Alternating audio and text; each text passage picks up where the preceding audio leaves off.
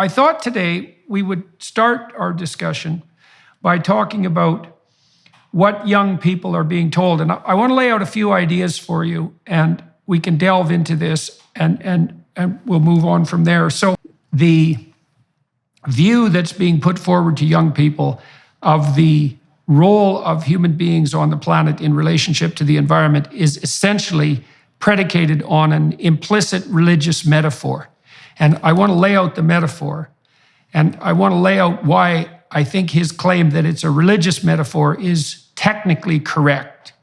So the story is something like this. The planet is fragile and virginal and continually pillaged. The pillaging forces are the patriarchy, essentially, the social structure. It's a masculine metaphor. The social structure is viewed as a force that's nothing but devouring and negative. And so you have nature, you have culture. Nature's all positive, culture's all negative. Then you have the individual, also part of the story. And the individual is basically characterized as some combination of predator and parasite. And so the reason that's a religious story, as far as I can tell, is this is complicated, but I'd like to be able to lay it out. We have a religion now that's focused on nature worship, the derogation of culture, and the damnation of the individual. And that's the story that's being told to young people. So I'm wondering what you think about that. I think it's a great metaphor. So again, if we go along with this, and if we all have religion, I would tend to say that my religion is data.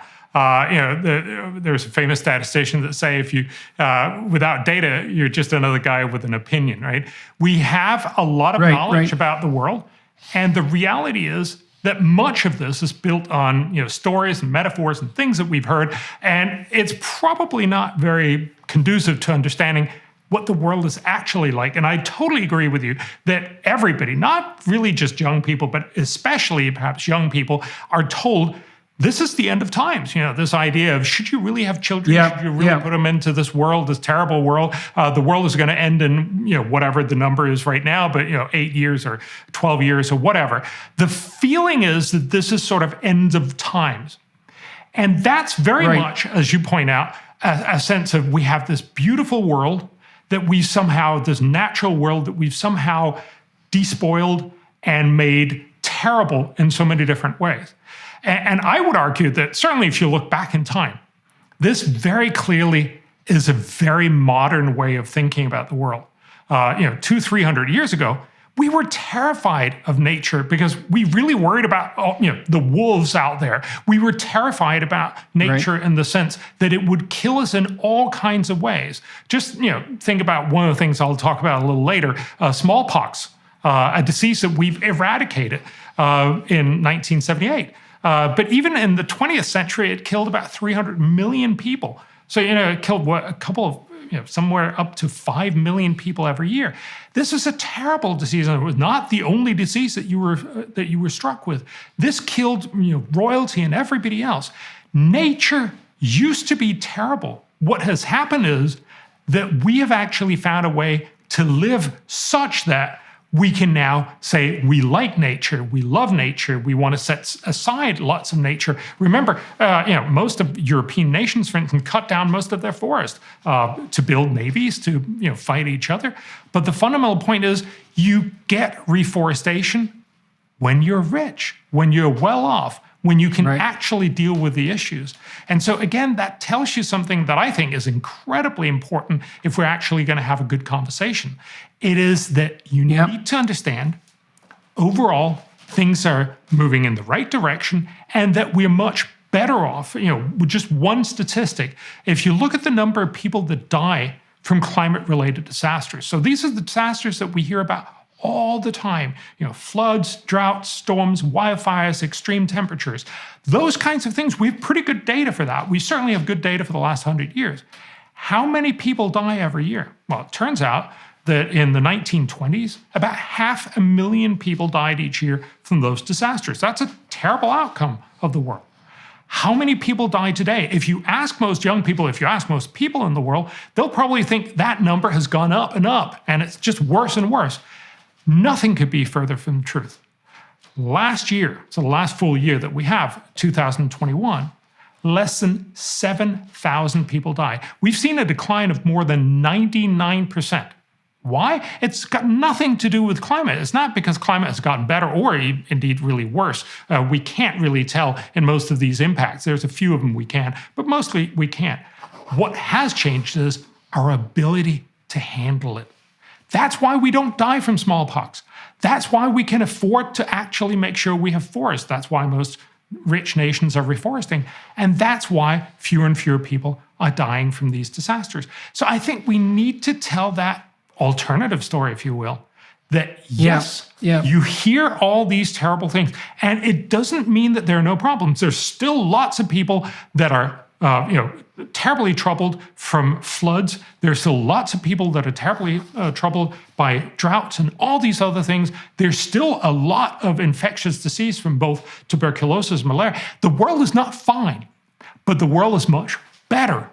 And that's important because that put us in a very different frame of mind. It means we are not, looking at the world being despoiled, and hence we need to make some sacrificial offerings to, please this deity that we're worried about. It's instead to say, look, we're actually dealing with this in the right direction. We're actually making things better, but we can do even more. That's a very different message, and of course, one that's much more optimistic, and I would hope. Well, it's also more balanced. Yes. Okay, so you started talking about the relationship, your concentration on data, and so I wanted to delve into that a little bit. So there's data, of course, and data would be something like a representation of the patterns in the world. Not merely the subjective patterns, not merely the psychological patterns, but the patterns in let's say the objective world, the patterns that exist in somehow that transcend mere subjectivity. And so those are patterns that we're going to test our presumptions against. But part of the reason I wanted to delve into the underlying metaphorical substructure is because a lot of your work and the work of the more non-naive optimists that I've encountered in the last 10 years has this counter-narrative element that structures it. I mean, because your a priori axioms, they're the reverse of the environmentalist axioms in some sense. In this way is what I mean, is that you started your description by pointing out that we shouldn't be lulled into thinking that nature is only benevolent. It's only been a very short period of time, historically speaking, that any of us at all, anywhere on the planet, had the luxury of ever assuming that nature was a benevolent force for more than a few seconds, right? And so, because nature is conspiring in all of its benevolence to destroy us as rapidly as it possibly can all the time as well, with cold and heat and floods and disease and acts of God and volcanoes and earthquakes, et cetera, et cetera. And so you have to be extremely naive if you don't also see nature as a threatening force. And so now you shouldn't see it as only a threatening force because we're also dependent on it. All right. So you flesh out the malevolent nature side of the story.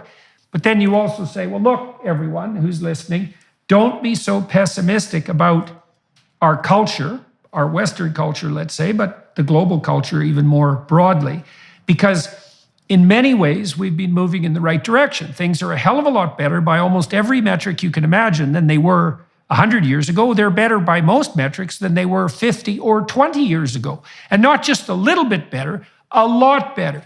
So then you can flesh out the positive side of the culture.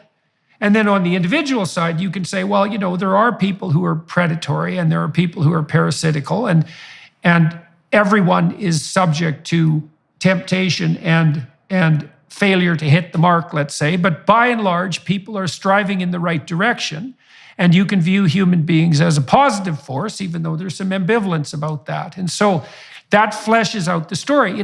You can also think about it as Rousseau versus Hobbes. And strangely enough, you come down more on the side of the Hobbesians, even though I don't think that's your temperamental proclivity. Because for Rousseau, right, the nature was all positive.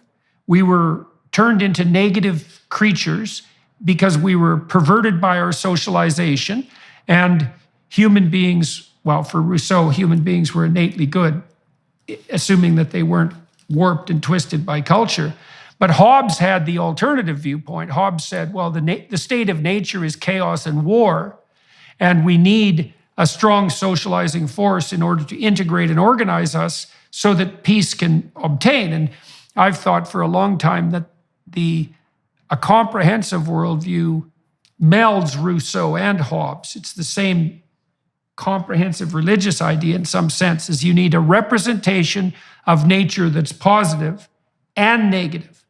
You need a representation of culture that's positive and negative, and a representation of the individual that's positive and negative. And we've offered a crippled religious view to young people. It's also got this apocalyptic end, right? This apocalyptic undertone, which is not only is nature virginal and fragile and culture rapacious and predatory and the individual corrupt, but this is a bloody emergency and the apocalypse is upon us. Like if it isn't tomorrow, it's 10 years from now. All of that's religious force, I would say, operating at the metaphorical and mythological level. And a lot of what you've been doing, and I want to get at the foundations of this, a lot of what you've been doing is saying, well, look, let's just hold on the apocalyptic vision side. It isn't obvious that the bloody catastrophe is upon us now in any manner that would make incautious emergency action anything other than destructive. There's no reason to assume that as a social force, we're only predatory and parasitical, and we could give ourselves some credit for striving in the right direction and also being able to master this. Because one of the things that I really liked about your work and about many of the people who are working in the optimistic front, this is mostly economists do this, is the idea that, well, we don't have an apocalyptic challenge on our hands, but we have some challenges, but we're the sort of creatures that can actually master those challenges if we don't panic and do something too stupid. Yeah, no, and look, that's exactly the right point. I actually think, I love your Hobbes and Rousseau. I in some ways, you're probably right that I would argue, of course the world originally was like Hobbes and not Rousseau, but what we've actually managed with 300 or 400 years of hard work is that we have turned the world into something that's much closer to Rousseau. I'm not sure I'm going to go down in history with this philosophy lesson.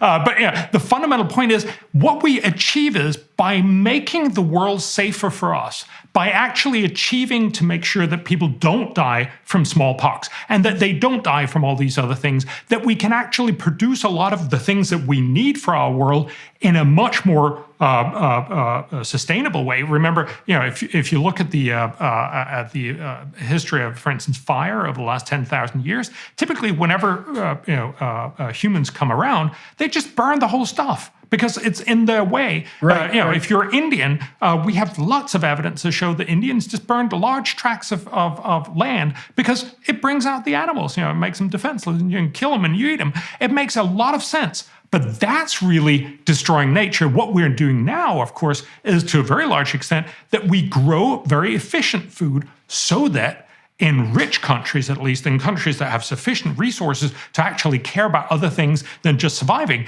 they set aside more and more nature.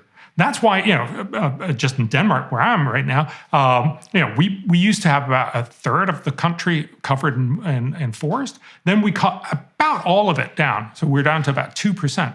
Now we're back up to 14%. Why? Because we're rich. We actually and we plant forest so that we have places to take our kids out and watch it. And so again, the point here is, it's not just optimism, it's actually realism to recognize that you're only going to fix the problem by looking at the data, finding out what are the challenges, fix many of these challenges, and realizing you can't fix everything, or at least not everything at once.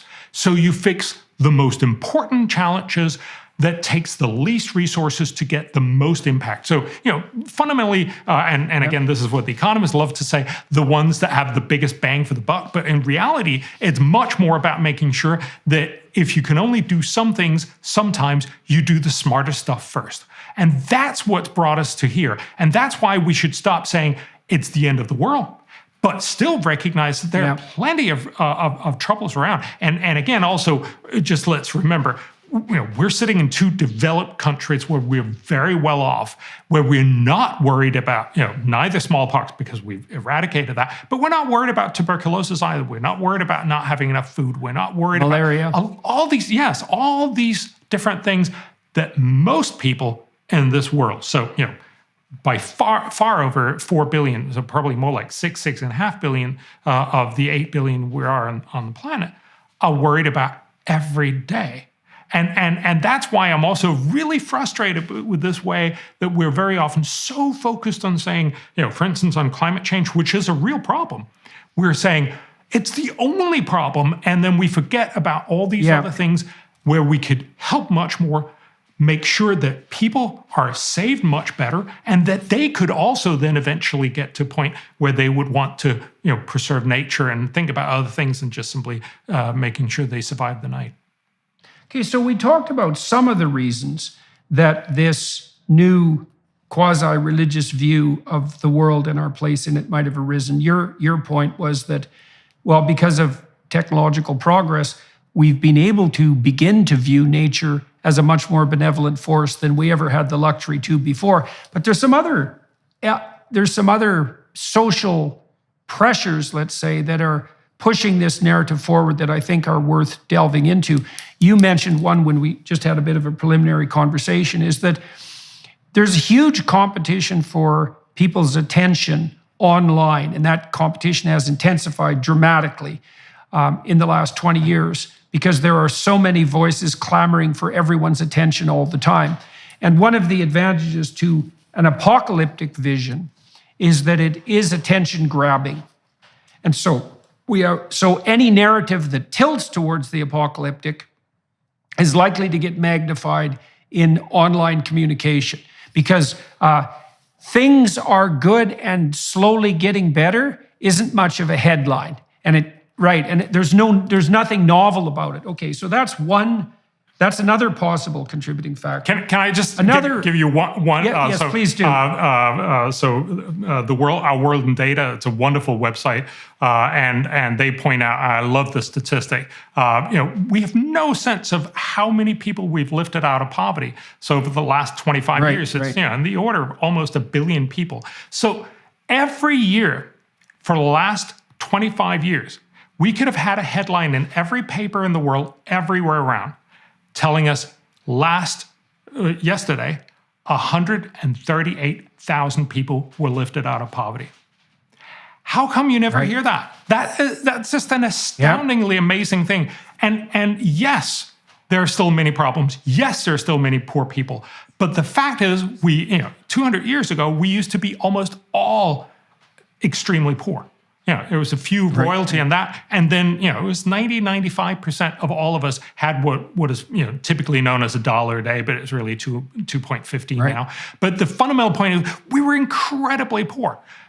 Now we have less than 10% that are extremely poor. That's still a problem. We should still help them, and there's a lot of ways we could do that.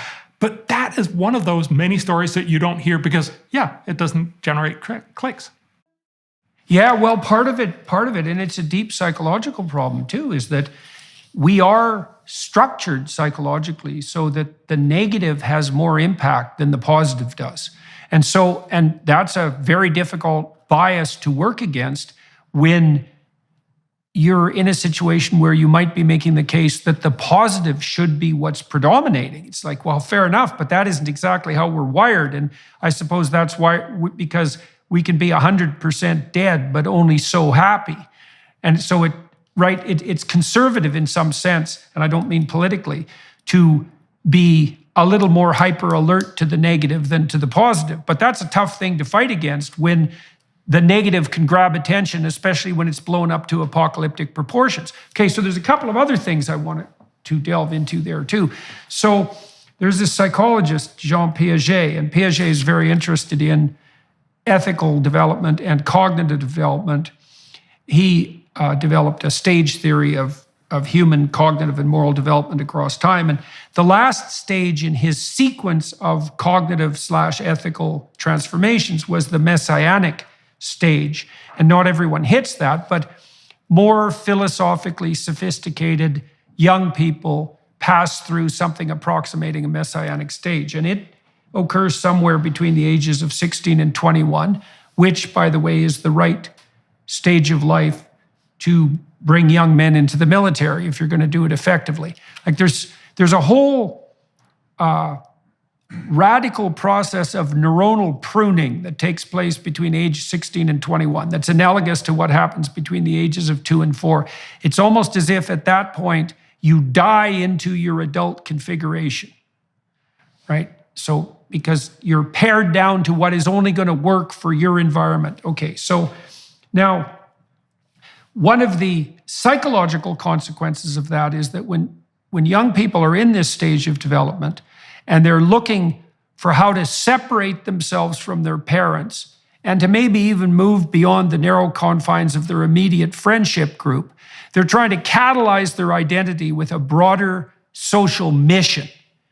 And in archaic societies, that step would be catalyzed by something like an initiation ritual, where the old personality is symbolically destroyed, put to death. That accounts for some of the torturous elements of the initiation ceremonies. And then the new man, because the initiation ceremonies tend to be more intense for boys, the new man is brought into being as a cultural entity.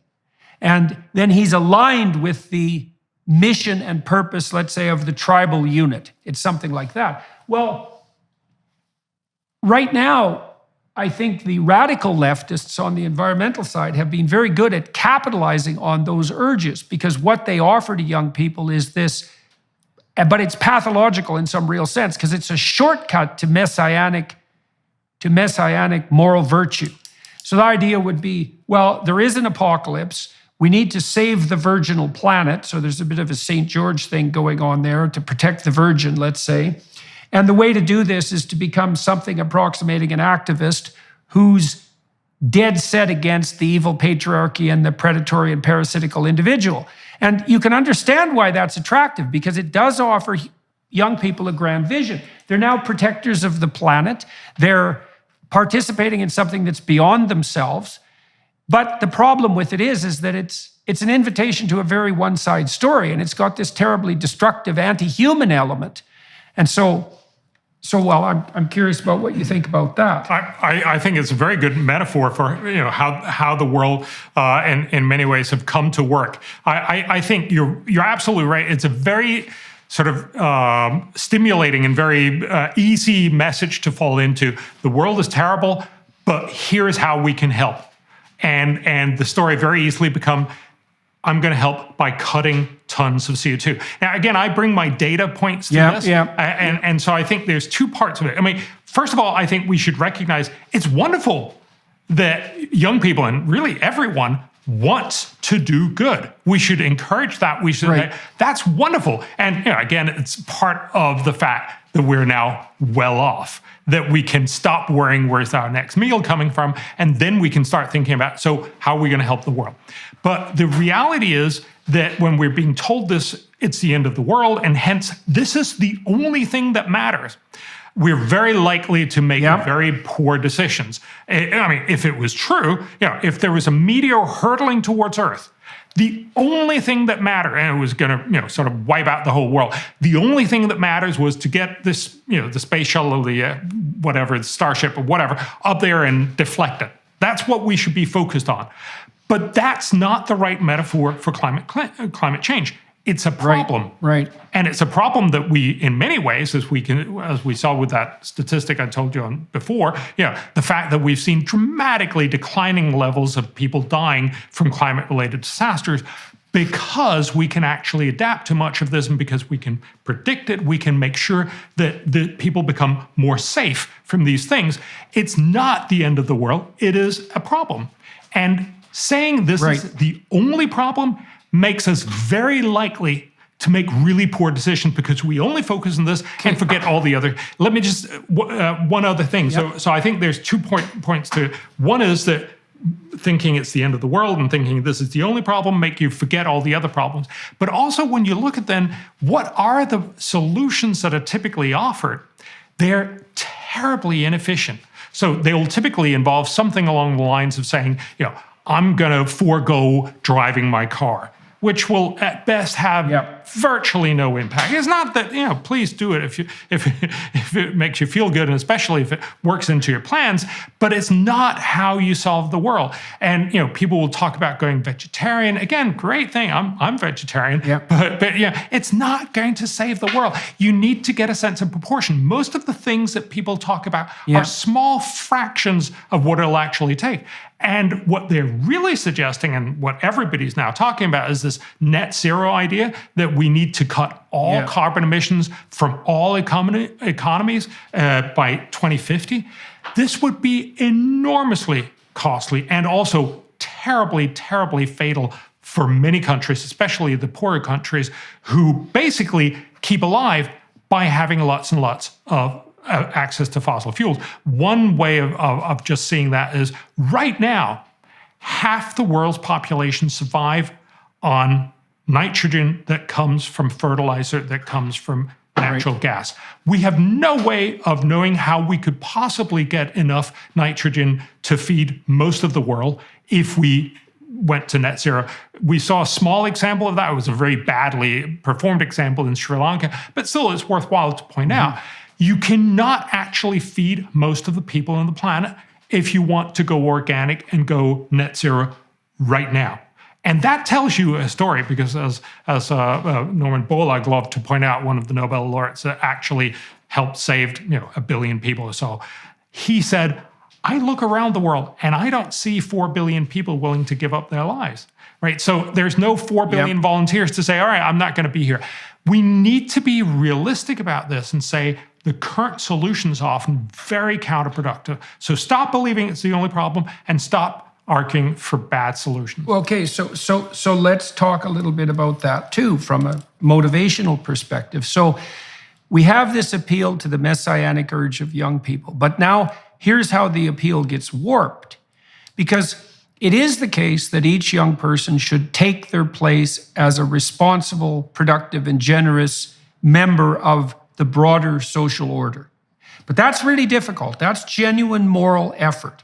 And that would require growing the hell up, being willing to make sacrifices, including the future in your deliberations so you're not impulsively hedonistic, serving other people, starting a family, starting a business, like all these things that you have to do in the micro world that require real effort. Well, here's the shortcut that's being dangled in front of young people. It's like, forget about all that activity, that difficult, painstaking, conscientious, local activity. That's all just part of the predatory, parasitical patriarchy. So you can just dispense with all of that. Instead, you can put yourself forward as an ally of virginal nature, and instantly, as an anti-apocalyptic advocate of that sort, you're elevated to the highest possible moral stature, which is something like, it's something like a messianic figure. I'm saving the planet. It's like, well, I don't think you are. I don't think you're doing any of the work necessary to save the planet. I mean, one of the things I really liked about your work when I came across it, and that's probably, it's got to be 15 years ago or more now, was that you had done the detailed, data-driven work that was necessary to differentiate the landscape of problems. So first of all, you'd admit to the complexity of the problems that were in front of us. You weren't falling prey to the idea that there was only one problem, there was one solution, and you were the person, merely by advocating for that solution, who was now God, Emperor of the world. There was none of that in your work. And I think part of the reason it's had a hard time getting traction to some degree is that you're insisting to people that they actually pay some attention to the complexity of the challenges that confront us, right? And the problem with that is that runs contrary to this narcissistically attractive meta-narrative, which is, no, you can just oppose the patriarchy and everything that goes along with it, all that responsibility, which maybe you don't want to shoulder anyway, and you can instantly become morally superior by being a climate change activist. And some of that's attractive to the messianic drive in young people, but also some of that's attractive to just straight, bloody, what would you say, hyper-simplified narcissism. Because people, one of the dark motivations of people is to obtain unearned moral virtue, because we need reputation. And if you can put yourself, that's why we worship allies now. You know, if you can put yourself forward as an ally of the noble cause, then all of a sudden you have as much moral stature as anybody can hope to gain. But you haven't done any of the real work.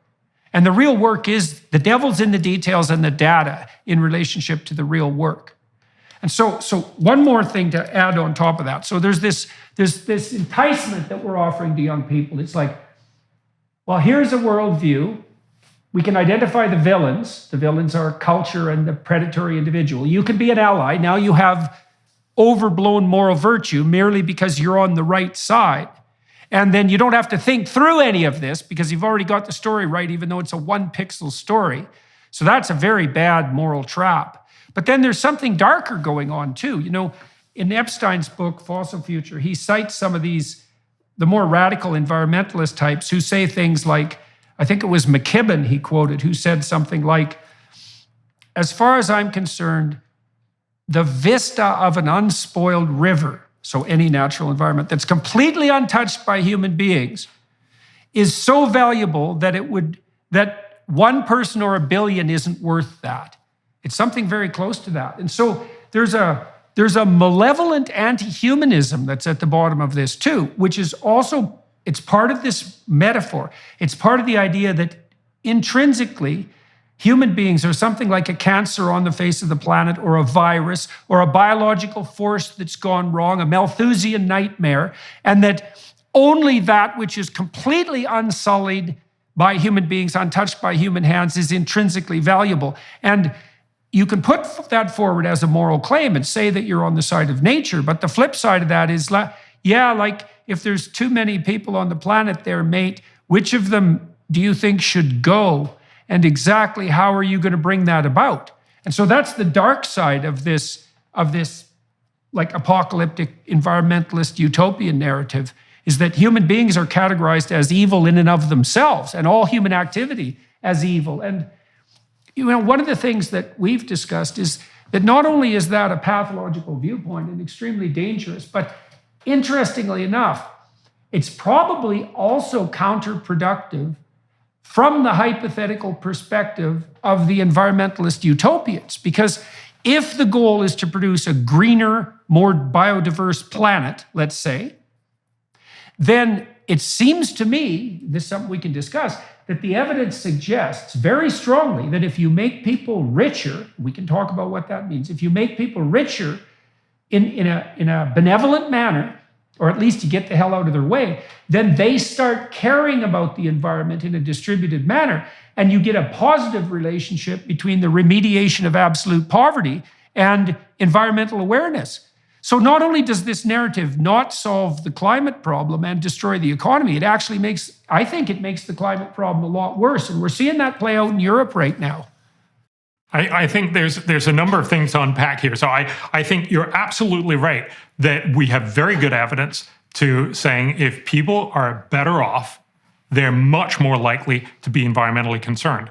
Environment problems are poverty problems. That's really what that is. You know, when you're poor, yes, you just cut down forest in order to feed your kids. You'll basically litter around everything because honestly, you have other things on your mind right now. Whereas once you're well off and most of your future is secure, you can care a lot more about the environment. And I also think, yes, you're absolutely right. There's a lot of people who seemingly get a lot of sort of instant credit by just throwing paintings of whatever, painting at whatever famous painting they're in a museum with, or just get some sort of glue themselves to highways or whatever. That's not how you solve this problem because it is very, very complicated. And as you also point out, if you actually want to be part of the solution, help bring the world onwards, it's actually going to take a lot of painstaking work. And I think you nailed it on why are my solutions much harder to sell? Well, fundamentally because it's more boring. It is not as flashy and exciting as being able to get on a TikTok video and show your virtue, but it's actually about a lot of hard work. I mentioned Norman Borlaug. He got the Nobel Peace Prize in 1970. He was the originator. There's a lot of other people along with him for the Green Revolution that basically worked through the 60s and 70s. And most people today probably don't even remember it. But if you go back and read what people were worried about, we were incredibly worried about the fact that most nations just would not have enough food. And so, there was literally people considering maybe we should do triage and say, well, India is just a goner, they'll just have to sort of die out. And what Norman Borlaug said was, we actually have the technology to make much more food on every hectare, every acre of land. We do that by making genetic modifications. So he just did it with normal genetics. He simply constructed, together with lots and lots of other researchers, constructed seeds of both rice and wheat that were shorter. And that meant they were shorter, and so they could put more energy into their kernels. And that meant there were many more kernels, much less straw, and we got much more food. That is, in a very short hand, that's basically what fed the world. That's what brought India from being a basket case to now being the world's leading rice exporter. It doesn't mean that there are not problems in India. It doesn't mean that we've fixed everything. But what that tells you is this is the way you actually walk towards a solution. So a lot of environmentalists, a lot of very, very smart thinkers back then basically said lots and lots of people are going to die. Literally hundreds of millions of people are going to die. And I'm okay with that because, it had to happen. Whereas the right way is to sit down and actually use science and spend, your entire life working on making these rice grains more effective. It's not nearly as sexy. And of course, I'm only telling the big story because he got the Nobel Prize. There were lots and lots of other researchers whom I don't even know, none of us really remember anymore. But those are the people that actually made it work. And so I'm often struck, as you also point out, I'm often struck when people say there are too many people on the planet, because when you drill into it, it means, just enough of me, but too many of you. It's never, you're not actually going to have you or your family leave, but you think someone else should go. Now, I get the idea of saying that maybe in some sort of very detached way, we would like to see a world that had fewer people. I think that's probably wrong, but you can have that argument. But if you actually look at it in the philosophical implications of that, is that you're telling lots and lots of people to die. The reality should be, I think, and that's what our history shows us, is when you have rich and wealthy countries, you can actually get both. You both get fewer kids because once you grow up, once you get rich enough, kids actually start to be really expensive, so you have few of them, and that's one of the reasons why we no longer see this population explosion as people talked about in most of the rich world. Actually, we're likely to see that spread over the whole world in the next 40 years or so. So we are over most of the problem. And what we have managed to do is we can now grow food much more effectively, and we should be moving towards growing it even more effectively, so that we can have all the people well-fed on less and less land, so there's more space for nature. We're doing that in the rich world. We can also do that in the poor. The thing that's interesting here, or one of the things that's interesting, you talked about Norman Borlaug and about the sexiness of say, your vision. And the thing is, when I started to delve into the research on the economy and environment front, I actually found the work that you were doing, so to speak, highly sexy, because I thought, oh my God, here's a better story. We could make everybody in the planet rich, and I want to go into what rich means, and at the same time, make the planet much more sustainable on the biological front. We could do both of those. Why isn't that just way better than the Malthusian zero-sum game? Let's delve into those issues a little bit. So we're offering young people a cheap way out of their privilege-induced guilt. So now they have this Rousseauian landscape set in front of them. They're pretty secure.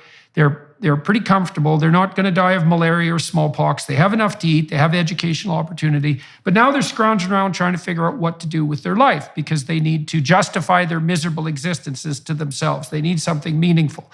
And so the radicals come along and say, well, just be an ally of the virginal planet. And that is simple, so it has that appeal, but it's also simple in an underhanded way because it isn't the message, look, why don't you be like Norman Borlaug and develop something like a noble vision, which is, well, maybe we don't have to starve 4 billion people to death. Maybe we can feed them. Okay, what do people eat? Oh, they eat food. Yeah, so how about if we make food more efficient? We make agriculture more efficient. Let's see if we can feed all those people. And that's a pretty hard problem, so how about I devote my whole life to this? And then you might say to young people, well, that's a hell of a price to pay to devote your whole life to something. But we could be saying forthrightly, well, don't you want an identity? Like, don't you want to devote your life to the solution of some genuinely difficult problem? I mean, that's where you're going to find meaning. I mean, how meaningful has your work been to you? Very meaningful. And I think, so I just wanted to slightly flippantly, but not only flippantly, say, I'm very, very pleased and gratified that you thought this was very exciting. I think it's also a little bit because you're a nerd. So, it is a more nerdy solution, and it is less immediately satisfying, but I think that's exactly the point we need to get out. We need to tell people this will ultimately be a much, much more rewarding understanding. Look, we should also have people that work on climate because, again, climate is a real problem, but you're not going to solve it by throwing paint at something. You're not going to solve it by telling people you can't, you shouldn't, you should freeze, you should not have a nice life. The way you're going to solve this, of course, is by being the guy that comes up with the technology that actually delivers clean energy or cleaner energy at much lower cost. This is how we've solved pretty much all problems. We haven't solved them by wishful thinking or telling people, I'm sorry, could you not do stuff that you like to do? That never works. What does work is you come along with a better solution. This is a slightly trite metaphor, but back in the 1860s, the world was basically fishing up all whales. Why? Because whales have this wonderful opportunity of whale oil. Turns out the whale oil just burns much, much cleaner and much brighter than any other oil. Remember, that was pretty much the only lighting that you had back in the 1860s. So pretty much all Western European and North American rich homes were lit up with whale oil. And so everyone just went out and to the ends of the world to catch whales. You could not have stopped the slaughter of whales by telling everyone, I'm sorry, could you dim your lights a little bit? Could you go back and have that sooty light that you didn't like? That's not going to work. What did work was, ironically, that we found oil in Pennsylvania, right? That we actually found ground oil, the oil that we just used today, mineral oil, and you could substitute that for whale oil. Turned out it was much cheaper, it burned better, and it was much easier to get hold of. And so we pretty much stopped hunting whales after that. There are still some because they also give meat. But the fundamental point is technology solves this problem, not good intentions. Right. Well, so that means that we can thank the fossil fuel industry for saving the whales. And you can thank, if you think about, well, we can thank the fossil fuel industry for a lot of things. If you think about in around 1900, almost everyone worried about the fact that you could see cities becoming more and more congested. You had horse carriages, and they left an enormous amount of manure. So there were lots of people who were really worried about the fact that by extrapolation, by 1920, 1930, all of New York, all of London would be covered by feet and feet of horse manure. How were you going to solve that? And along came the automobile. Again, the point here is not to say that a technology that we then innovated 120 years ago is the right one for today. Eventually, that will go, the way of the dinosaur. We'll find other ways, but we should not be kidding ourselves and believing that just wishing it wasn't so makes it go away. The way you do this is through technology. Well, especially, okay, so let's talk about wealth a bit, because in the West, it's easy for people, like I saw yesterday, I think it was Extinction Rebellion or one of these damn groups put out this message saying that, well, people should just stop flying because flying produces water vapor and carbon dioxide. And, really, we don't need to fly. And so I'm reading that, and I'm thinking, well, because there's Marxism of a terrible type lurking underneath. It's like, well, who the hell determines what we need exactly? I mean, first of all, needs aren't self-evident. Really what you need to do is you need to breathe, you need to drink water, and you need to eat. After that, what constitutes a need gets pretty damn dubious. And my concern is that if you get people adjudicating the comparative validity of need, you turn the whole world over to people who say, well, you don't really need that. And you don't really need shelter. You can have bugs. You don't really need food. You can eat a minimal protein source. Well, you don't really need children because they're kind of hard on the planet anyways. You certainly don't need pets because they add to the carbon dioxide load. You don't need your fireplace. You don't need a gas stove. You don't need a heater. And then what you have is this insistence that the way to planetary salvation is to tell other people what they don't get to have. And what's interesting about that too, and this is the hypocritical element, and I certainly see this at the elite Davos global level, it's like, well, exactly who are you telling here that they don't get to have what they need? Because you don't mean that for yourself. You're not going to go live in a damn hut in the middle of Africa and burn dung. You're not proposing that. You're proposing that these damn poor people in the third world country, and maybe in your own country, and there's too many of those blighters anyways, that they should just be bloody well satisfied with the fact that they've got what they have now, and they shouldn't in any manner ever dream of having this sort of wealth of opportunities and security that we have in the West. Then we could talk about wealth, because people in the West are guilty about wealth. Well, we have all these things we don't need. It's like, well, yeah, that's actually the definition of wealth. You got a choice of toothbrushes. Maybe you don't need it, but it's not a bad side effect. But we should get down to brass tacks here, people. When we're talking about wealth for the typical person, here's what we're talking about. Your house isn't too cold or too hot. So you have heating and maybe you have air conditioning. That'd be kind of nice. You have running water.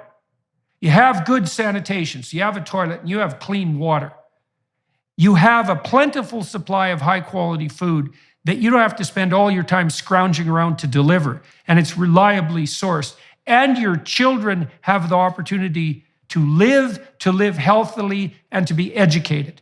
That's like 90% of wealth. And so when we're talking about wealth that we want to provide the rest of the world, we're not talking about 1920s spats-wearing capitalist depredations, champagne, hooker, and cocaine. We're talking about the basics of life, right? Temperature regulation, provision of water, provision of food, health and opportunity for children. And we still haven't provided that to everyone in the world, and we could. That's one of the things that's so optimistic about your work. Not only could we do that, we should do it, and we could and should do it in a way that would benefit the long-term sustainability of the planet. Yeah, and look, again, you rightly point out that people will want to manipulate your choices, and not only does that have a dubious and sort of moral impact, but it's also, just from an economist's point of view, if you tell people you can't fly, it's not like they're going to say, oh, I was planning on spending 5% of my income on flights, so I'm just going to burn these money. I'm just going to spend it on other stuff, which also produce carbon emissions. And so, we've no sense of saying the only real way, and I have some respect, sort of intellectual respect, for these people who are actually saying the only way to solve global warming is by making everyone poor, what's called degrowth. First, we make the rich world poor, and then once the poor world have gotten slightly richer, we also say stop to them. At least it's intellectually honest. It's also terribly anti-human. And it's not going to happen. There's no constituency.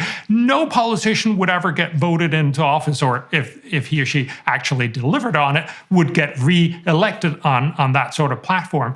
And what that tells you is this is just simply, again, wishful thinking. And I keep getting back to saying, if you are actually serious about problems, are you going to suggest something that'll actually work? Or are you just going to suggest something that makes you feel good, or that have no chance on Earth to get carried through?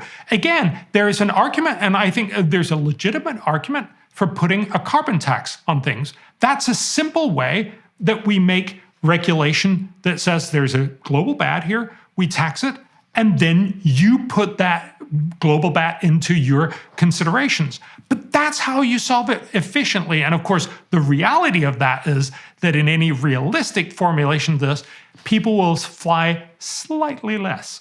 And that's no good for many of these moral crusaders because they want to completely get rid of it. It's not going to happen. What needs to happen if you actually want to solve this problem again is to get innovation. We already know how to, for instance, decarbonize most of the electricity system. It's just through nuclear. We know that's worked for 50 years. The reason why we're not doing it, and the reason why I'm a little skeptical about it, is that it's too costly right now. We can have a whole conversation about why that's the case. But there's a lot of innovation going on about fourth generation nuclear that could become much cheaper. We just saw the breakthrough of maybe fusion as well. But the point is that there's lots of technologies. Those are the ones that we're going to focus on because, again, you're not going to tell people you can't have your whale. You have to dim your light. What you can say is, oh, here's a better alternative. Oh, it also happens to be cheaper and it doesn't kill whales.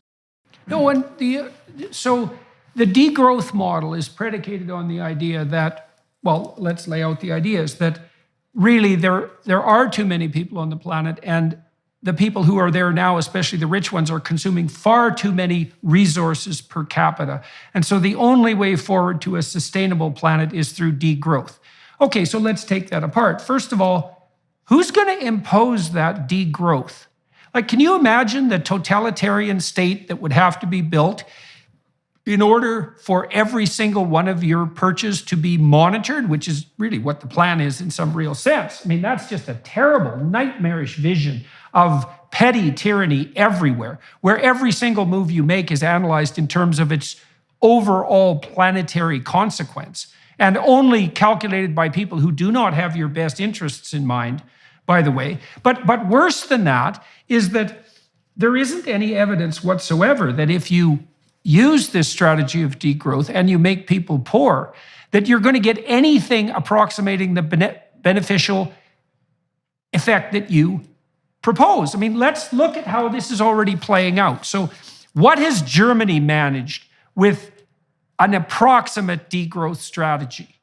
I mean, so part of the degrowth is, well, we certainly don't need fossil fuels or nuclear on the energy front. Okay, so from what I've been able to gather now, energy is about 5 times more expensive per unit cost in Germany than it is in the United States. A huge number of industrial endeavors are fleeing Germany for US, which isn't so bad, or China, which is really not good, because it's too expensive even to do such things as build batteries for electric cars in Germany now.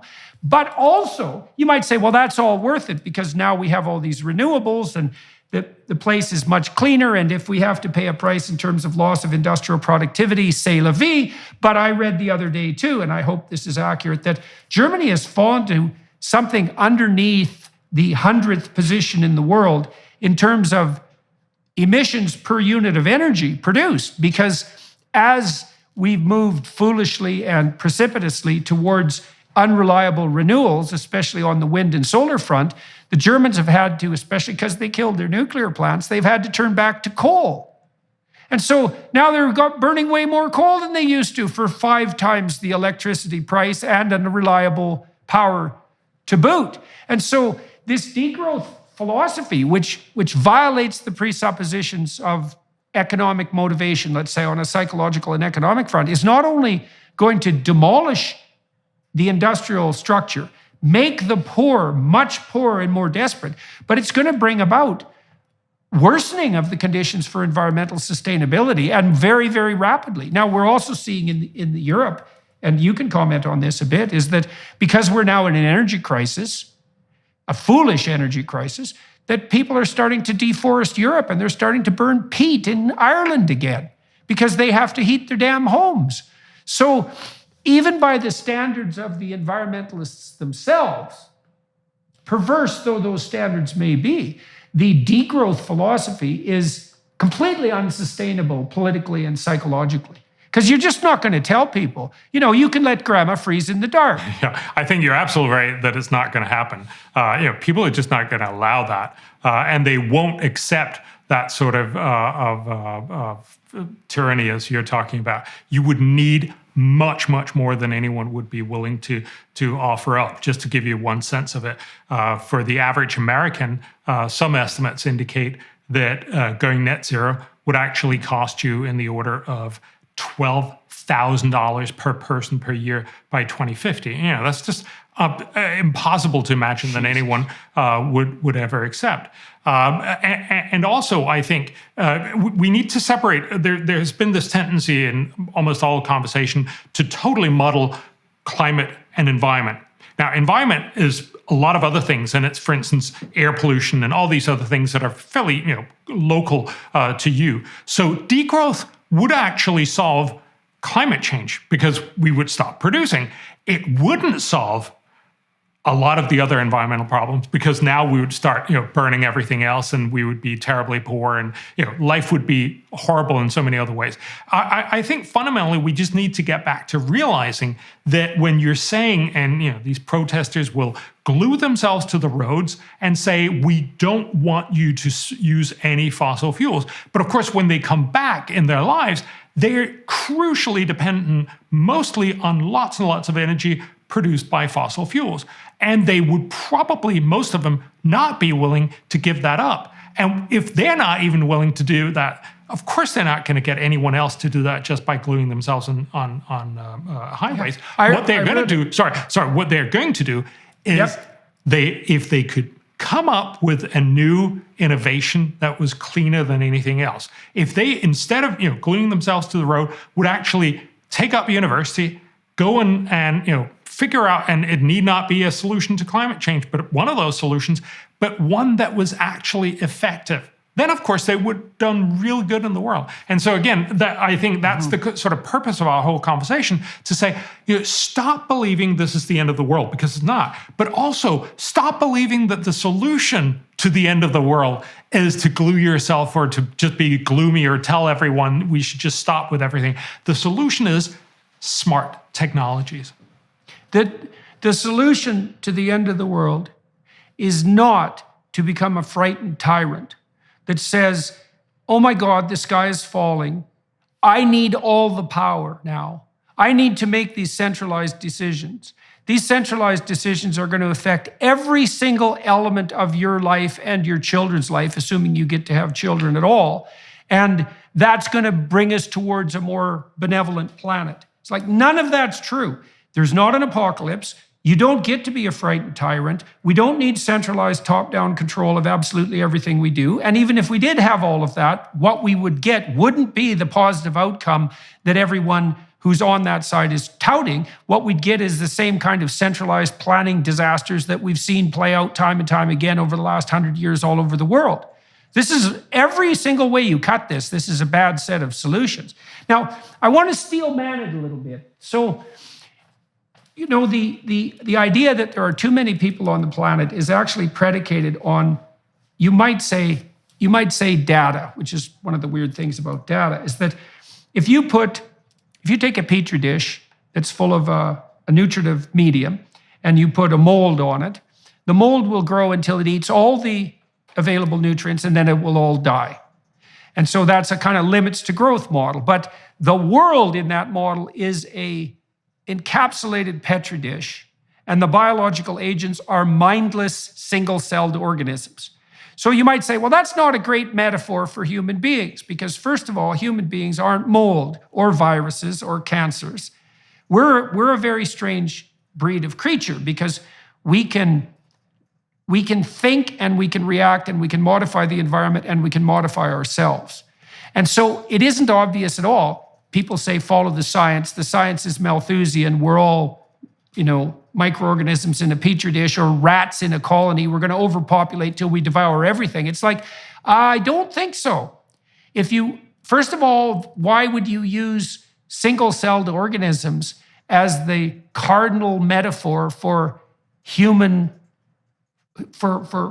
populations? It's a preposterous biological metaphor. And one of the things the economists have pointed out, as opposed to the biologists who tend to be more Malthusian repeatedly, is, look, you can create your linear models of what's going to happen if. But what you're failing to take into account is the the proclivity of people to revolutionarily transform the way they interact with the world and to continually figure out how to do more with less. And there's no indication whatsoever that we've run to the end of that process. Quite the contrary, we'd seem to be getting faster at it all the time. And there's no reason to assume that the limits to growth Petri dish model of human catastrophe is the appropriate biological metaphor. That's not justified by science, and 99% of scientists don't believe it. And one of the things that's so interesting, you know this perfectly well, is that economists and biologists have been betting against each other really formally since the mid-60s. And the biologists like, what's his name at Stanford? Paul Ehrlich, who's been screeching since the mid-60s about the fact that we're Malthusian organisms doomed to extinction. He's been wrong in every single one of his predictions, and publicly and massively, and I would say even murderously wrong in some fundamental sense. So he predicted that there would be way too many people on the planet by the year 2000. That was seriously wrong. He predicted that all of the prices of our commodities were going to spike through the roof as everything became more and more scarce, as there became more and more of us. That was 100% wrong. He had a famous bet with Julian Simon, and Simon collected, I think, just after the turn of the millennia, because Simon, the economist, claimed that, no, quite the contrary. As there are more people, there'll be more commodities, there'll be more resources, and the prices will fall. He even offered Ehrlich the opportunity to pick the basket of commodities they would bet on. And Ehrlich got stomped. And what we've seen continually, time and time again, is the economists have been right, which is that there's no limit to human ingenuity. And that also means that if we got food, water, sanitation, opportunity to the billions of people that don't have it, we would produce a few more spectacular hyper geniuses like Elon Musk, let's say, or Norman Borlaug, and God only knows what sort of efficiency they can produce for us. So the idea that we could convert natural resources into human cognitive ability, that seems like a pretty damn good trade from the perspective of economic flourishing and environmental sustainability. Yeah, so just 2 points on that. I think it's incredibly important to remember that it's not just the Elon Musks and the Norman Borlaugs that make up the world. Also because, it is, you very early on said that you've done all this great work, and thank you very much. But this is the work of literally many hundreds of the world's top economists that I've helped sort of shepherd together. But there are lots and lots of people involved, and likewise with Norman Borlaug. I'm sure that's also true with Elon Musk.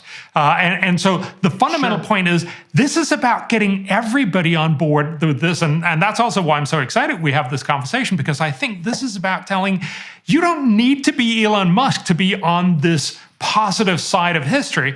You need to make sure that you're pitching into this very long battle in order to make the world better. And again, also, sorry, I'm just being the nerd here, right? But of course, nobody's 100% wrong. I get that this was a sort of metaphorical 100%, but it's more the argument here is to recognize that a lot of biologists, and Julian Simon actually wrote about that, the guy you mentioned that did the bet with Paul Ehrlich, and he said it is very curious how most of the people who think the world is going to end are typically natural scientists. They're typically biologists or biologist inspired. And I think that is because the models that cover those, and it's not just mold, but it's also, fox, rabbit populations that they will sort of interact, and then there's too many rabbits, and then there's too many foxes, and so on. Those are all models of individuals that act without foresight. And it makes sense. That's how 99% of nature is. But we're not that. We actually not only know how to think ahead of ourselves. That's, of course, why we're having this conversation. That's why we're worried about things like climate change. And again, you mentioned very early in the program, that there's sort of evolutionary reasons why we tend to be worried about stuff. I heard this one guy say, we're the descendants of the guys who worried about the saber-toothed tigers. The guys who said, it'll be fine, are the ones who didn't get to pass on their genes. So in that sense, it makes perfect sense. And we should be happy that there's a lot of people out there pointing out, this might be a problem. Oh my goodness, this could actually be a problem. We just shouldn't believe that all of those problems are then all of the ends of the world. Because if our evidence has ever told us or they're anything, all the same problem. Yes. If our evidence has ever told us anything, that is that overall we have enormously succeeded. I just want to give you one other data point. In 1900, the average life expectancy on the planet Earth was 32. Today, it's like 74. We have more than doubled our lifetime. Each one of us has gotten twice the life on this planet. That's just astounding. And actually, it hasn't stopped because of technology and because of medical advancement, but also because we get better, sanitation and everything else. We actually continuously see life expectancies to go up. It hasn't done so in the US, and we could talk about that. But globally, it absolutely does, and it still does, in the sense of every year you live, you add about 3 months to your life expectancy. How amazing is that? A stunning statistic. Yep, that's okay. So let's go back to the biological metaphor here. Okay, so we've already established, I hope for everyone listening, that we are not mold in a petri dish. That's a bad metaphor. So now you said, well, maybe we're foxes and rabbits, and there is this nature red in tooth and claw that's going to modulate our population by necessity, and that's sort of the biological argument, that even though we're not mold, let's say, we're more like foxes or rabbits, and we're going to multiply until the predators take us out or something like that. But I would say, here's why, biologically, that's not true. So Alfred North Whitehead, I believe it was, said the reason we think is so that our ideas can die instead of us. So here's the human cognitive transformation. So imagine that you go do something stupid and you get killed. Well, that's not so good. Now you're dead, but your pattern, even your DNA, is no longer around. That's a dead end. It's an evolutionary dead end. You did something stupid and now you don't exist, and neither do your descendants. Okay, so that's how animals work. But that's not how human beings work, because we've taken this new leap, and our leap is, well, let's make a virtualized self. Let's make an avatar in imagination. Let's play out a few different scenarios of what might be. Let's allow the stupid scenarios to die before we implement them. And then let's do that broad scale. That's why we have free speech. So what you and I are doing in this conversation, to the degree that it's successful, and this is what everyone who's listening is doing too, is that we're undergoing a sequence of micro deaths and micro rejuvenations. And so you'll offer an idea, and then I'll criticize it or add to it and kill some of it and shape it. And then you'll take that and you'll kill some of it and shape it, and we'll toss it back and forth with the hopes that by the time we finally implement it, we actually won't have to die. And so human beings have substituted the ability to think abstractly, which is partly to die abstractly, for the process of real death. And in principle, if we are capable of maintaining open dialogue and engaging in critical thinking, we can make most of the death that would otherwise be necessary to control our populations virtual. We don't actually have to act it out. We can act it out in simulation, and then we can only implement the ideas that seem to be productive. And we're actually really good at that. The whole human enterprise is precisely that. So that's another reason why the biological model is just not tenable. We are not of the same kind, even as foxes and rabbits. Certainly not of mold, and certainly not of cancer or viruses. And so the biologists who are thinking seriously, they have to take this into account. And I don't think they are. To paint with a broad brush.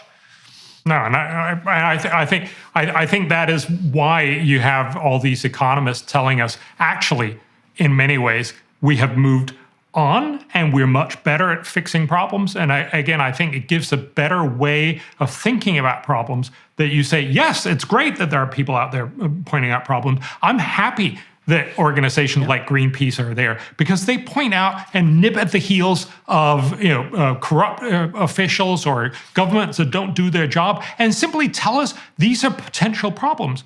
But it shouldn't be taken as, oh my God, that means we're all going to die. No, it means here is another of the many, many problems that have beset us from all time immemorial, and that we've also fixed, and typically fixed in a way that actually left the world better, not worse off. The environment is not purchased at the expense of the economy, and the economy is not purchased at the expense of the environment necessarily. They can work in harmony. And we know that. Well, how do we know that? We know that because as you accelerate people up the GDP production curve, so every individual is making more money, you get to a point where people, as we already pointed out, start to take a longer-term vision. And that vision includes environmental maintenance. So let's say we want a vision for the planet on the environmental sustainability side. So how do we do that? Well, why don't we produce as many people as we possibly can who are as concerned as they can be that their relatively local environment, the one they can actually control, is as green, productive, and sustainable as possible. We want billions of people working on this, not just a few. Well, how do we get billions of people working on it? Well, we help them with cheap energy and the provision of plentiful food. We help them provide security for their family and opportunity for their children. And then we enable them to take a longer-term view. And they'll automatically start attending to the sorts of concerns that hypothetically predominate among the environmentalists. And the data that's going to happen is very clear. Yeah. So just clear. So just to take a step back, the economists typically call this the inverse Kuznets curve. So basically what you see with most environmental problems, as you get richer, first problems increase. You get more air pollution as you industrialize in China or in India. And then once you get sufficiently rich that this has actually meant now your kids are not dying, you have enough food, then you start to worry and say, I'd actually like to cough less.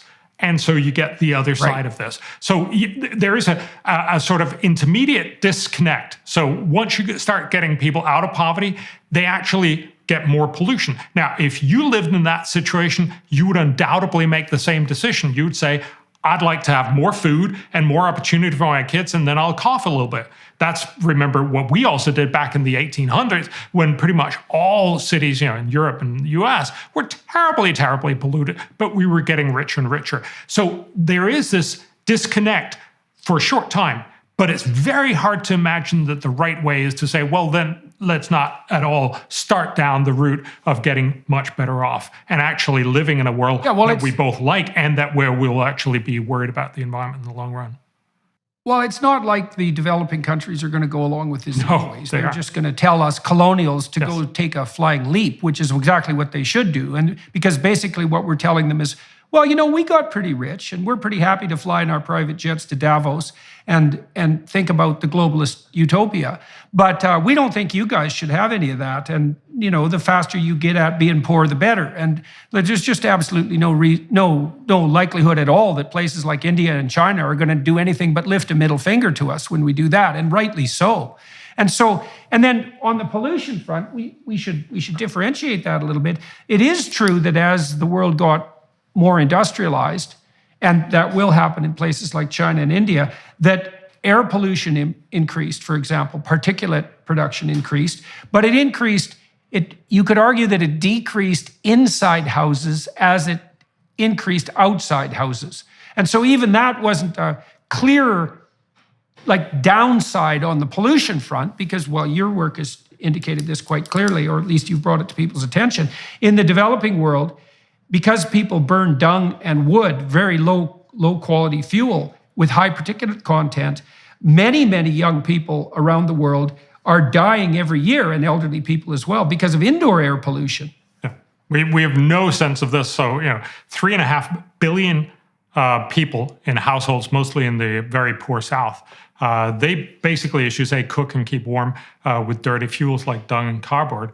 And the impact of that is equivalent, according to the World Health Organization, to, if you look inside huts, if you've ever been in one in Africa, they're terribly polluted inside. And it's like smoking 2 packs of cigarettes every day for 3.5 billion people. It's not surprising this kills millions of people every year. And again, it's not to say, if anything, this just simply makes us realize that there are a lot of different problems. And some of them you solve very simply by getting people out of absolute poverty. Not only do they stop dying from not having enough food and getting easily curable infectious diseases, but also they stop dying from indoor air pollution. One of the first things they do is they get a stove that actually runs on natural gas. Remember, that's why we're not, afraid of going into our kitchens in the rich world. And so it should be in the poor world. And we need to have that conversation. We need to understand. And that's, of course, why overall getting to developed country status is something that almost everyone aspires to, and certainly something that's worth having. Okay, so let's talk about some of the. So people who are listening, we spend a lot of time in the philosophical realm and in the relatively low resolution realm, trying to lay out the underlying conceptual landscape and to, what would you say, delineate something like a metaphysics of optimism. That might be a good way of thinking about it. But one of the things that's admirable about your work is that you also concentrate on the devil in the details. And so we wrote an op-ed recently that got a fair bit of distribution on a couple of problems that we could solve globally, let's say, we could address at a relatively low cost, billions of dollars instead of trillions. And so that's like 1,000th the cost for people who want to do the mathematics. So what do you see, what could people think about in terms of low-hanging fruit? What are things we could address in the next 10 years to speed the process of improvement and to address both economic and environmental issues simultaneously? Yeah, it's a great question, and that's really what I've been spending the last couple of years on, and really a very large part of my career is basically engaging people and saying there are lots of problems, and we should be honest about that. The world still has lots and lots of problems. Some of them are very hard to solve. Some of them are very easy to solve. If that's true, why wouldn't we want to solve the easy ones first? Some of them are incredibly expensive to solve. Some of them are very, very cheap to solve. Why wouldn't we solve the cheap ones first? So what we try to go for is simply, as you said, the low-hanging fruit, saying of all the different problems in the world, where are some really smart solutions? And it typically ends up being such that you can't solve all of the problem. Remember, we rarely solve all of any problem. You don't go to university to learn everything. You go to university to learn enough. Well, I could go on with that metaphor. I don't think I will. But the point here is to say you need to find out when is enough enough. What are the really smart things? So take one thing that we actually wrote about in the op-ed. Everyone needs education. One of the reasons why countries have gotten rich is that people have learned reading, writing, communicating, understanding, and becoming much more productive citizens. So if you look back in 1800, almost the entire world, except for a very tiny sliver of the aristocracy, were basically illiterate. We are now in a world where more than 90% are at least technically literate. We've moved an enormous amount of way, and that's why a lot of rich countries are rich. That's why we're well off. That's why we have the human flourishing that we have. So this is incredibly important to understand. We believe that almost half of the difference between being poor and being rich is whether you have an educated population. Now, nobody disagrees. Yes, we should all have educated people, but the truth is, it's really, really hard. We know that in rich countries because we have that conversation constantly. How do we make our schools better? But it's much, much clearer in the rest of the world. So we look a lot on what the World Bank calls the low-income and lower-middle-income countries. So that's about half the world's population. It's 4 billion out of the 8 billion we're on the planet. So you could say it's the poor half of the world. In that part of the world, when you do studies, you probably heard about the PISA studies. We try to find out how good are students around the world to do different things. So there's similar kind of studies done across pretty much all of the world. It turns out, and this is terrible, so there's 650 million kids in school. So kids and adolescents in school in the lower 4 billion of the world, so in the low and low middle income countries.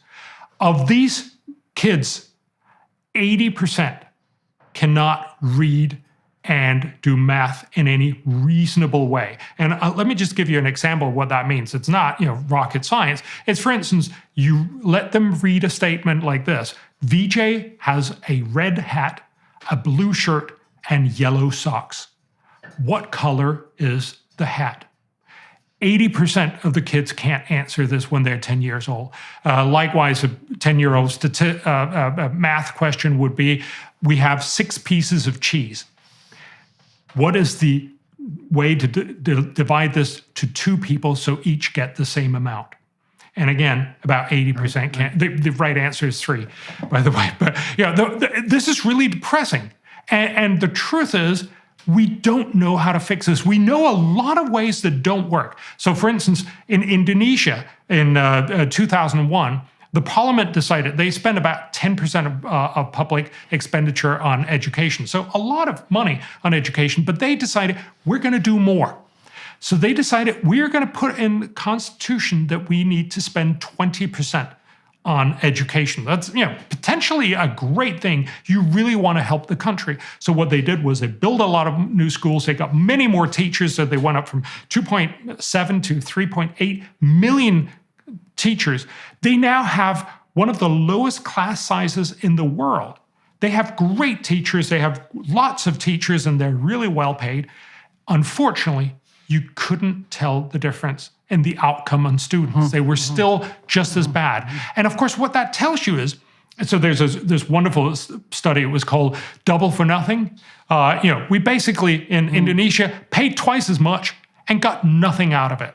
That's the worst kind of way to try to help the world. Now, a lot of people will make these arguments. We need to pay teachers more. It turns out that if you pay teachers more, they become really, really happy, which is not surprising, but it doesn't actually increase learning by students. Likewise, if you make class sizes smaller, it has virtually no impact. What is the main problem here? The main problem is it's really hard to teach a lot of kids. So, say there's perhaps 60 kids in a class in the typical global South. To teach them, they're all 12-year-olds, but they're wildly different abilities. Some of them are incredibly bored because they know all the stuff and they want to go on to the next class. Many of them have no clue what's going on. No matter what the teacher tries to do, it's always going to be wrong for most of the students. This is why, a lot of people have then tried to say, are there ways to solve this? And the answer is yes. These are the Norman Borlaugs, if you will, of the world, who've come up with new and interesting and amazing ideas. I'll tell you about one of them. So this one is about getting basically a teaching aid on a tablet. So it could be an iPad, but it'll probably be a cheaper, knockoff Android kind of thing.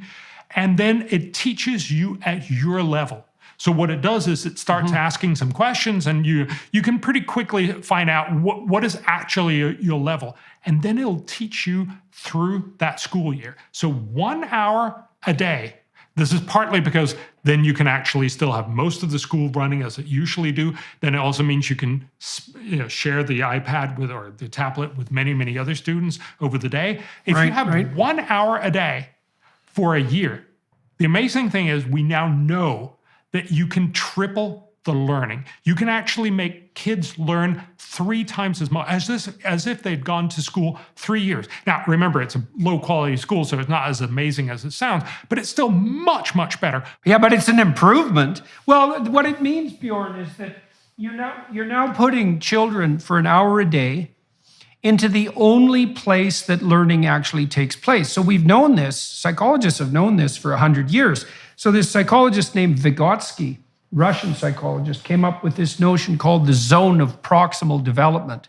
And what he noted was that one of the things he noticed was that parents spontaneously speak to their infants and their toddlers at a level that slightly exceeds their current comprehension level.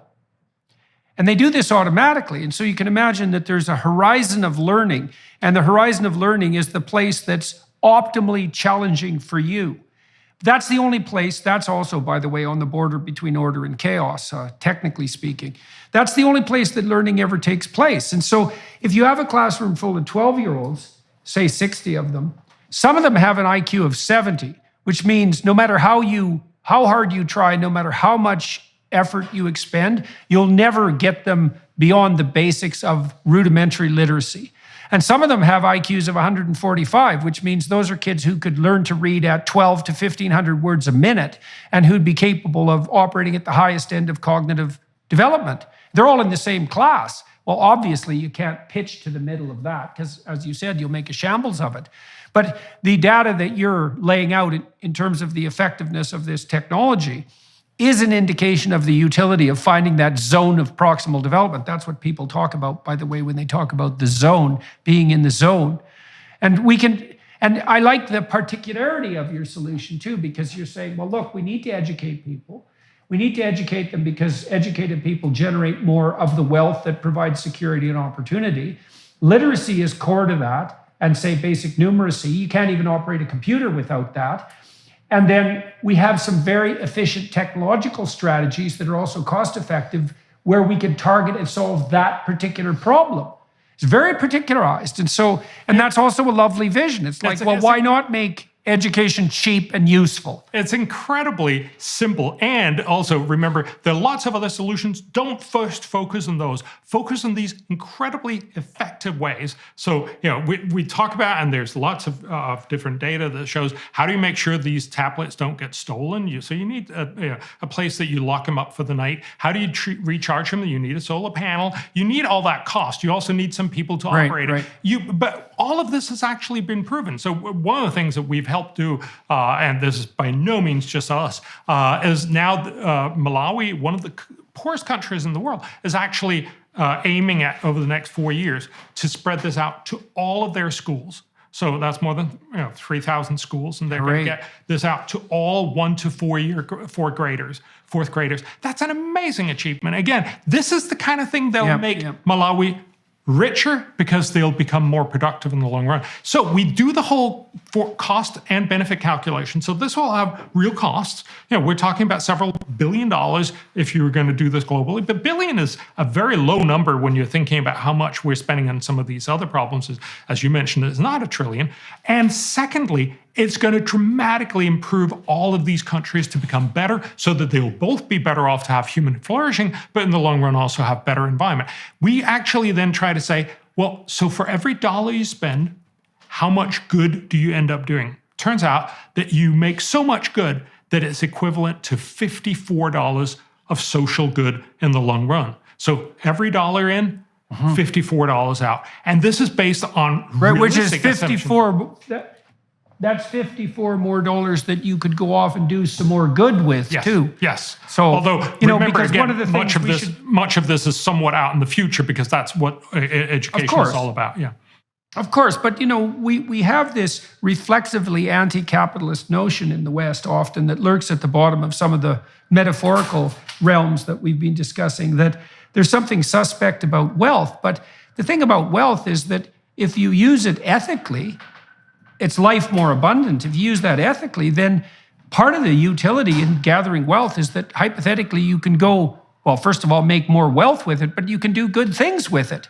And so it isn't like Scrooge McDuck luxury in the money bin that we're talking about here. It's the opportunity to make things better for people. Now, the other thing we wrote about in that op-ed, you just talked about the education front. Maybe we can close with this next proposition. And by the way, for those of you listening and watching, this is just one of many, although Bjorn's done a very good job of trying to rank order these in terms of, well, let's do the cheap and easy things first. We might as well hit the ball out of the park, at least in the places we can. And maybe we can save some of the problems we don't know how to solve for the future, which is a perfectly reasonable way of going about it. We also talked about the provision of nutritional aid to pregnant women and women who have infants. And so do you want to just walk through that briefly? Just very briefly, again, we've gone from a world over the last 100 years. In 1928, we estimate about 2/3 of the whole world was deficient in food. So basically we were starving.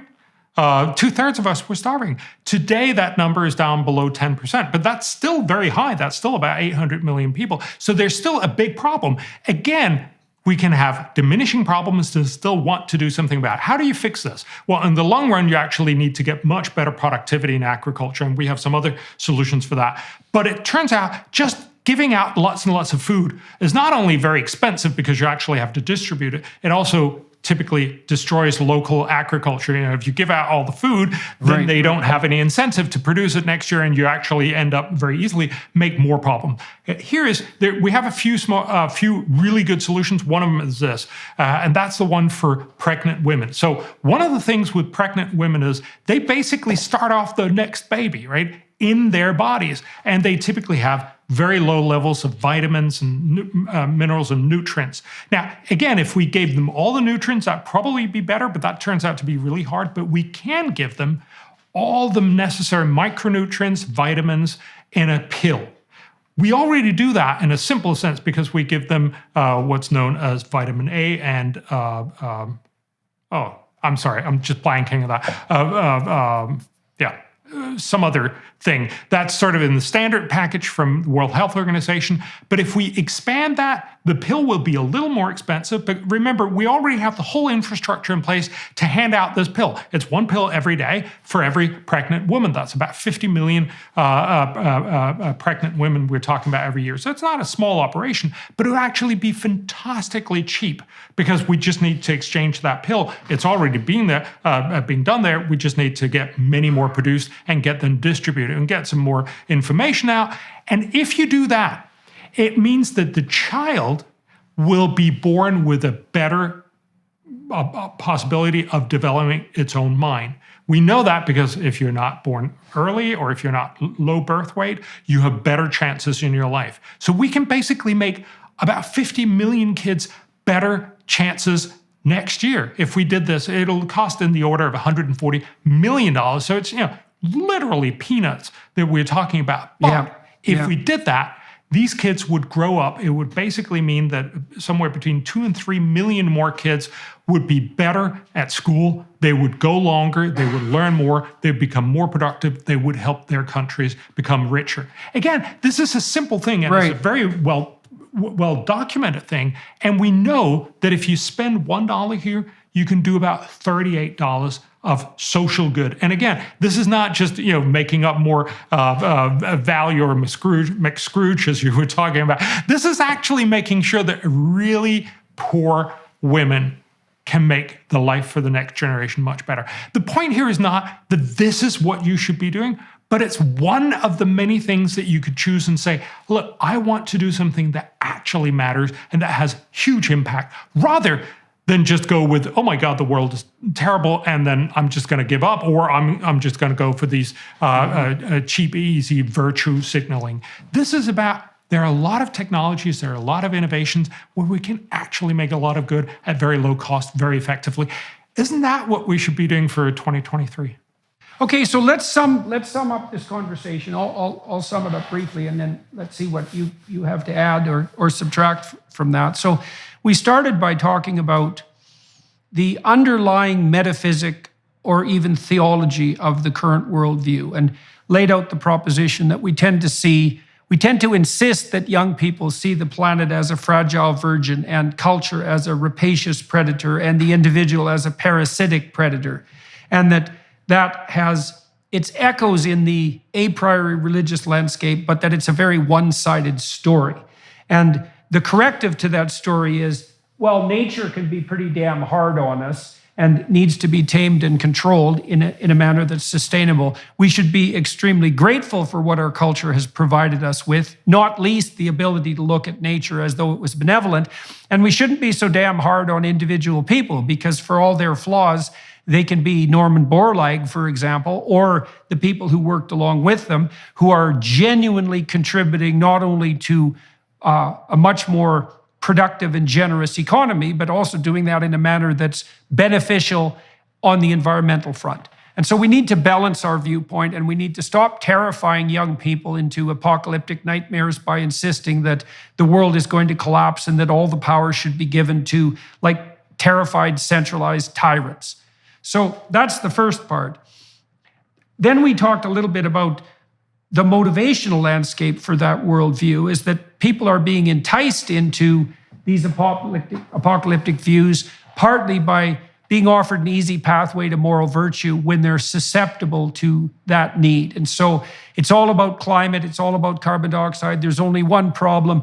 If you're just concerned about it, that means you're morally virtuous. You've identified the enemy and now you have nothing else to do. That's a bad model.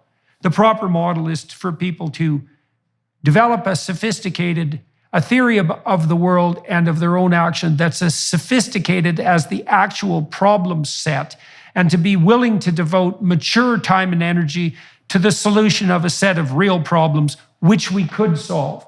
And then we sort of closed the conversation, mostly you did that, by delineating a couple of the areas that are basically constitute low-hanging fruit. We could educate poor people for a relatively low outlay economically, certainly one that would produce a tremendously high return on investment.